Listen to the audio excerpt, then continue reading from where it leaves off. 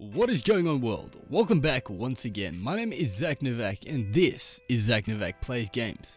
In today's video, well, we have some serious fucking hype. The Rise of Iron, oh my god. Game Informer, this article, I don't have money to actually purchase it, but roll the intro, there's gonna be a trailer, let's watch it together.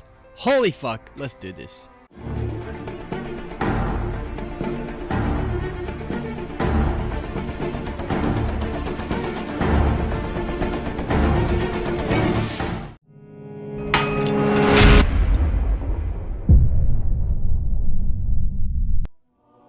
With Rise of Iron, there's a simple story. It is this SIVA faction of Fallen have unearthed this horrible plague from long ago, and you have to help Lord Saladin seal it away for good, and in the process become an Iron Lord yourself. Saladin and the Iron Lords, we always knew had this sort of untapped potential. We wanted to explore it, so this was a perfect opportunity. The Iron Lords are a place where we can double down on the fantasy side. The thing that we knew we needed to deliver was more content. A new raid, new Crucible modes. I think the Plaguelands is a really special, open, large space. That feeling of nostalgia is a theme that we're playing with. And there's a lot of stuff we've only hinted at. Players are hungry for more content, so we're more than happy to keep giving them that stuff. We've got a lot of great stories still to tell. Alright, so, wow, that is crazy. Honestly, that is hype. Like, this actual Rise of Iron, the DLC in itself. Let's go actually and read the verbatim, I guess, of what they had stated in the Game Informer. They say, our story features dozens of new screenshots, as much info as we could squeeze into 16 pages, which I wish I could purchase, but I don't have any money at the moment, which really sucks. It's horrible.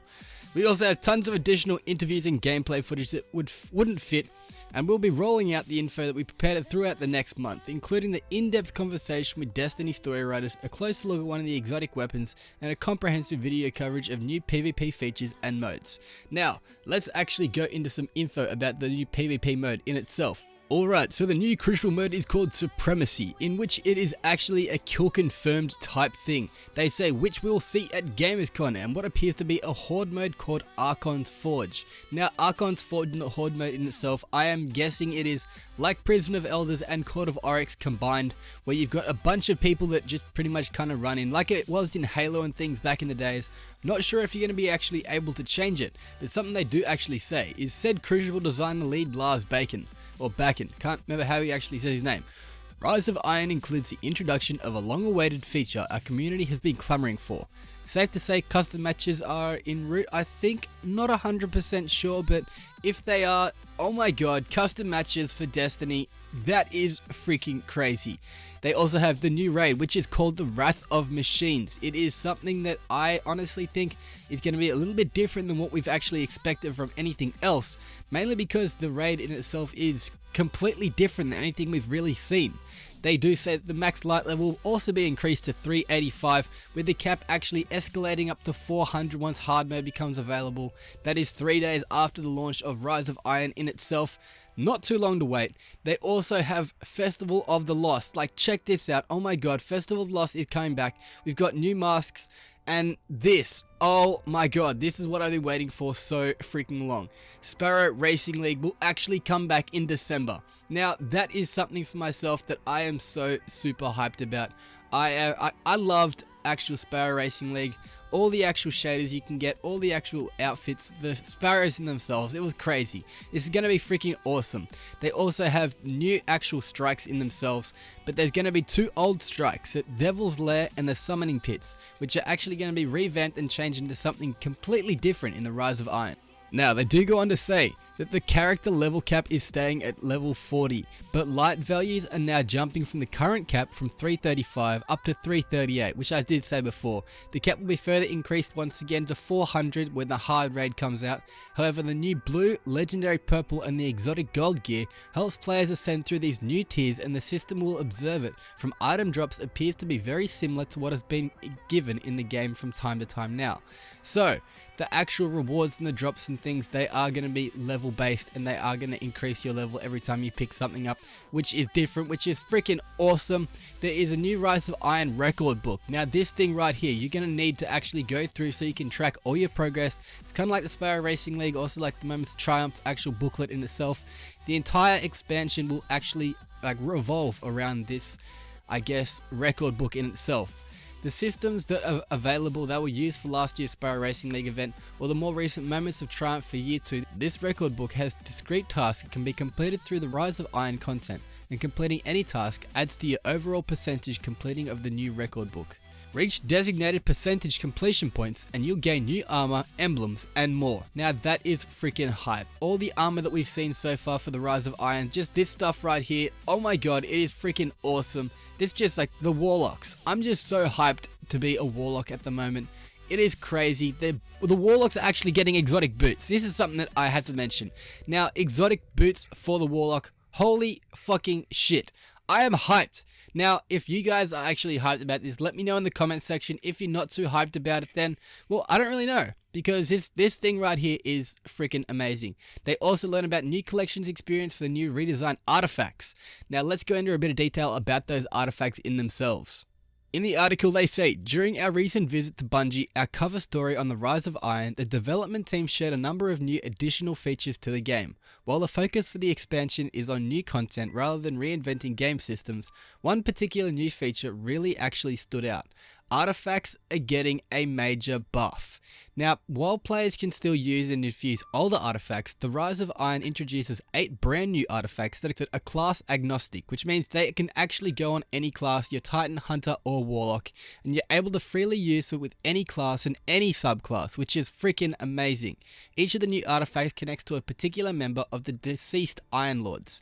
Now that is Felwinter, Jolda, and Scory.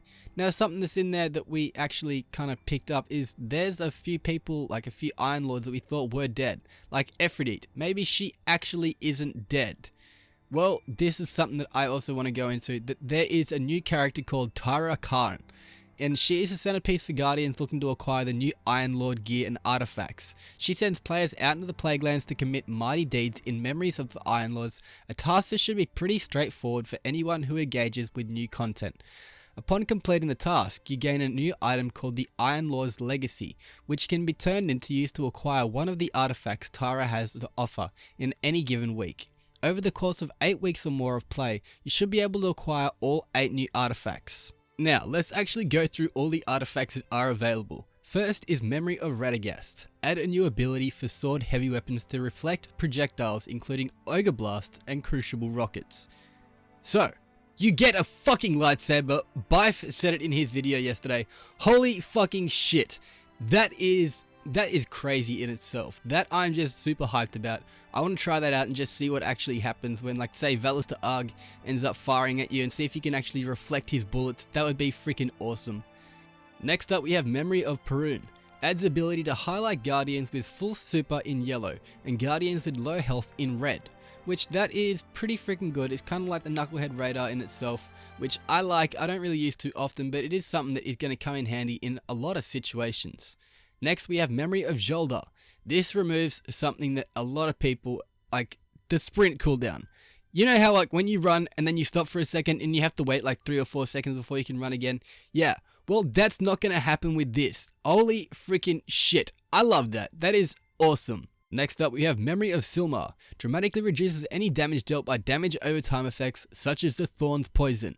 Now the Thorn in itself is coming back. It is definitely, like, it's coming back. It's gonna have its own storyline and things like that. It's got a full quest to obtain it, like the Galahorn in itself, which also has a quest to obtain it. So that's gonna be pretty freaking awesome. I'm not too excited about the Thorn, but it did get an actual nerf recently. And so it might still be a bit of annoyance, but it's definitely not going to be as bad. Finally, we have next up though, we have Memory of Felwinter. Lose your super but gain an extra grenade and melee and boost to all your stats. Now this in itself is going to be very actually different. Not having a super is definitely something that I don't like. However, having more grenades and more actual melee charges is pretty freaking cool. So say if you had the Claws of Ahamkara on, and like you decided that you wanted to get a double grenade and double melee, would that actually make it triple grenade and triple melee? We're not too sure, but it sounds like it actually might, as well as boosting all your stats, which is freaking awesome. Next up, however, we have got Memory of Galleon. Gain detailed radar at all times, including when aiming primaries, grants precision radar and third eye. So this in itself is freaking awesome. You're going to always be able to see where the enemies are. You're not going to really have to worry about so many situations. If you think that someone is coming in, you can usually get out of the way because you know where they're coming from, which that I like.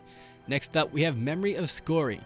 Now this speeds up super recharge for all nearby allies. So I myself will definitely be using this in, say, Challenge of Elders and things like that. That will be something that I really freaking like. I like that. That's definitely something that's cool. Finally, finishing it off, we have Memory of Timor. Melee an enemy for a chance to make them an ally for a short time. This lasts 30 seconds, and then if you melee them again, they actually turn back to being an enemy. So that's freaking cool. I'm wondering if you could hit, say, like a strike boss, and he would then be your friend for like 30 seconds and attack his actual like minions. I don't know. It's gonna be freaking cool. So I myself am really freaking hyped about that. That is so fucking cool. Also, there is something that I've been talking about for quite a long time. Now, the factions in themselves. There's going to be new faction armors, new actual factions in themselves, new faction sparrows, and new faction ghosts. So, this is something that I did a video about like probably a few months ago, saying that there has to be a time where actual faction ghosts and sparrows come in. This is actually it. This is going to be happening. So, that is freaking amazing. I love that. Alright, now there is two new weapons that they've actually teased about. The Kvostov 7G OX. It's a new exotic auto rifle with a fire mode selector. It can basically be a scout rifle, a pulse rifle, Surus regime, or a bullet hose. Also acquired through a questline quest in itself, which is pretty freaking cool. There is also, however, a SIVA themed pulse rifle that blossoms out a cloud of seeking energy for a successful precision kill. So, that is going to be very different. Both of these I'm pretty sure are acquired through a quest line, and they sound freaking awesome. Now, there is something that is kind of changing up strikes in themselves. We have skeleton keys. They are rewarded from completing strikes, whether it is a nightfall, the playlist, or even chosen from the director. The strike horde chests, which is going to be the actual loot chests at the end, are chests that appear at the end of any strike where you can use the skeleton key to get a guaranteed piece of strike specific loot. Thank fucking God. So I'm going to be able to go through and actually do the Imago loop run, and I get get an Imago loop. Holy shit. This is like, mind's freaking blown. That's awesome.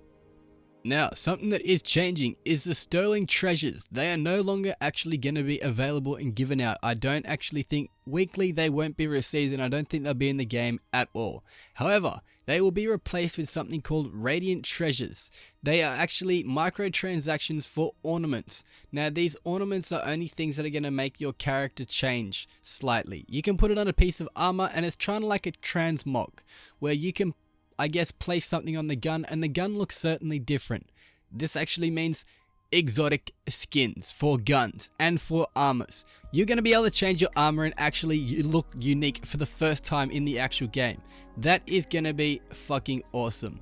Now, Radiant Treasure seems to be the new thing of like Sterling Treasure. As I said, they are going to be obtained on a weekly basis from completing certain events as well as strikes and different things in the game. They can also be purchased through Eververse for microtransactions once again, which they aren't going to be something that actually makes your character any better, but they are going to make you look unique and things like that, which is pretty freaking cool. They are also bringing back all year 1 class items. Now, I myself am super freaking hyped about this, except for the actual ones that you can get through the raid. It's just going to be everything that was available. So all the hunter cloaks and things that looked awesome from year 1, I'm going to be able to get back. All the actual bonds that you could get for the hunter, for the warlock I should say, the flaming ones and things like that. That'll be freaking awesome. I am super hyped for it.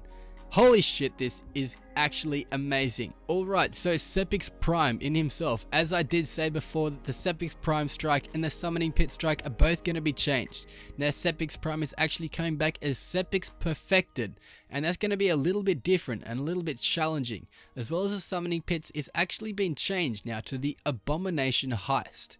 Now I think that the actual SIVA has come down and they're trying to actually take the ogre in himself, and he's been changed by the SIVA, and we've got to do certain things to him. That is awesome. Like, the hype for this is crazy. If you have enjoyed this video, click the like button down below, leave a comment, tell me what you're actually super hyped about for this actual Rise of Iron. Subscribe to the channel because I'm going to be doing more videos for the rest of the week about all this stuff. It is freaking awesome. It is amazing time to be playing Destiny. Hopefully you guys have enjoyed the video. Thank you for your time. You guys are awesome. Do all that good stuff. I'll be cheering like Kieran if he was Ed Sheeran. Till next time, this is Zach Novak, signing out. Peace out.